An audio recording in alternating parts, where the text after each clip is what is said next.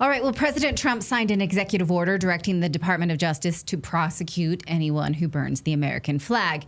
Now, the White House says this will be punishable by up to 1 year in prison. They said this on Twitter, but that is not actually what the executive order says. The executive order orders the DOJ to prioritize enforcement of existing criminal and civil laws when people have engaged in flag burning. Now, the most conservative justice on the Supreme Court, Antonin Scalia, explained years ago how burning the flag is a constitutional right. Watch. If I were king, I would not allow people to go about burning the American flag. However, we have a First Amendment which says that the right of free speech shall not be abridged, and it is addressed in particular to speech critical of the government. I mean, that was the main kind of speech that tyrants would seek to suppress. Burning the flag is a form of expression. Speech doesn't just mean written words or oral words. It could be semaphore. Burning a flag is a symbol that expresses an idea. I hate the government is unjust, whatever. If you're not sure, then in the end, and no one knows the Constitution better than you do, doesn't it come down to your personal interpretation of the Constitution? If it isn't clear-cut, which it clearly isn't, you in the end have to make an opinion, don't you? Well, don't forget this person has to be convicted by a jury of 12 people who unanimously have to find that he was inciting to riot. So, it's not all up to me. It would be up to me to say that there was not enough evidence for the jury to find that, perhaps. But ultimately, the right of jury trial is the protection. Okay. So J.D. Vance said that, well, maybe Scalia wasn't right here, but that this order still is within bounds of the Constitution. So joining us to break this down is Lionel from the Lionel Nation YouTube channel. Birthday boy. What do you make of this? First of all, does the order even violate our constitutional right for free expression, free speech? No. Listen, can I just listen? Don't tell anybody I told you this. But Trump is the troller in chief. He does this stuff knowing that it's not going to happen. But he drives these people crazy. Why, my dear friends? To draw them out of the woodwork, to have the Democrats supporting burning the flag. Whatever he says, they're against it. So he says, I'm going to do something. I'm going to have this order that basically says, hey, would you maybe look into this? Could you review the... What does this mean? I don't know. Could you look into magic tricks? Could you find out whether David Blaine is really doing whatever you want? Okay, fine. Look into it. Pam Bondi, I'm sure, will issue binders with what she's looked into. But here's the bottom line. He knows it. I know it. He's doing it just to drive these people crazy to have them come out. Because let me tell you something. This is vexillology, the study of flags. And we go berserk over the flag. People swear they died. They died for this flag. Not the Constitution, but the flag. Now, before we get all crazy, in the Johnson case, in the Eichmann case, in the Flag Desecration Act, which was overturned in 2 5-4 decisions, my dear friends, the only reason it was found unconstitutional to criminally prohibit this is because the numbers were off. Had those 5 been switched, or if there's a new group, guess what? It's completely constitutional to prosecute somebody. There's nothing magical about these cases. Remember, Scalia may have thought this, but Sandra Day O'Connor, Whizzer White, Rehnquist, they were dissenting. So this, you don't know what these people are going to do. Now, what do I think personally? Of course. Do yourself a favor. Go into the Flag Act. It's Article 4, 4 USC Section 1, or anyway, it's like the rules of decorum. It's not mandatory. And look at what you can and can't do. This Maybe a desecration under the act. You can't wear flags, flag lapel pins. Putting a flag on anything other than a military casket may be against the law. Having it at night without a light, having it tattered, having it at anything less than a 90-degree angle. The rules, you can't believe the rules. Every 4th of July, when we celebrate the flag, we desecrate it with napkins and bandanas. And so the people who are arguing about desecrating, they may not want to burn it. But if I were to basically use this as toilet paper, I mean, I think that, using your arse comment, Natalie, which was filthy, by the way. Filthy. I loved it. But I have American flag leggings, so I have worn the flag on my arse.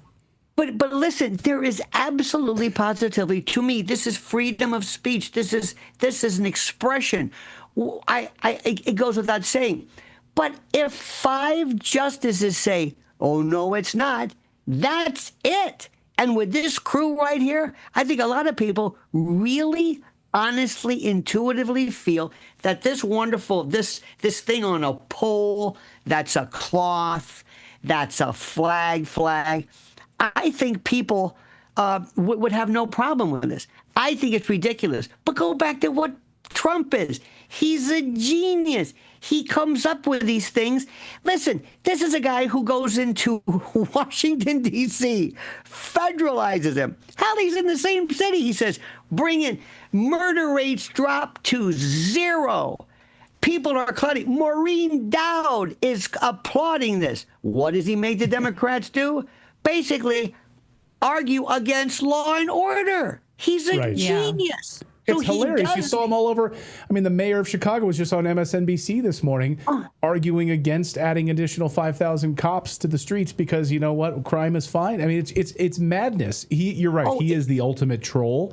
You know, if you're like me and you're getting up there in age, your body hurts all the time, then you need to listen up. Don't reach for another painkiller until you learn about this little-known turmeric hack for pain and inflammation. You probably heard about turmeric being used to fight inflammation and joint pain, but here's the thing, not all turmeric is created equal. Regular turmeric powder in your pantry might help a little bit, but a leading doctor, a pain doctor from Connecticut, discovered a special turmeric extract that is 200 times more powerful than what you'd find in standard turmeric. And when he shared his turmeric hack with his patients, the results were shocking. This turmeric extract attacks pain at the source, turning it off like a light switch so that pain not only goes away, but stays away.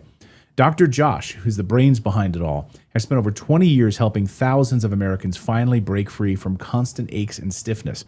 And his turmeric hack has been the backbone of their success. So say goodbye to expensive surgeries, pain injections, or ineffective over-the-counter medications, and say hello to pain-free living. This is incredible stuff. I mean, once you start taking it, you're going to totally notice the difference.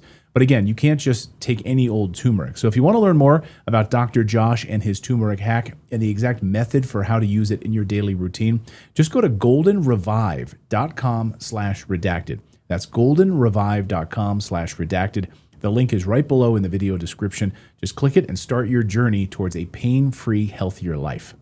You're a constitutional attorney. You're a constitutional expert. So this would have to be written into law by Congress, right? So if I were to go out and burn a flag, are the police going to show up at the house? No. Other than if it like started a wildfire? No, it works like this. Somebody says, somebody burn a flag. Burn a flag. Everybody, bring it to us. This would be the Supreme Court. Bring it to us. Because remember, the Supreme Court, you have to wait. They may be sitting there saying, please bring us a flag case. And nobody gets arrested, or it never makes its way up. But the next time you see this happen, I promise you, they're going to grant cert. Some guy somewhere, maybe I hope some blue-haired thing with studs or some illegal, something that's non-obvious.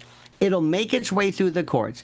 There'll be maybe a split decision where the court has conflict jurisdiction, and they take it up.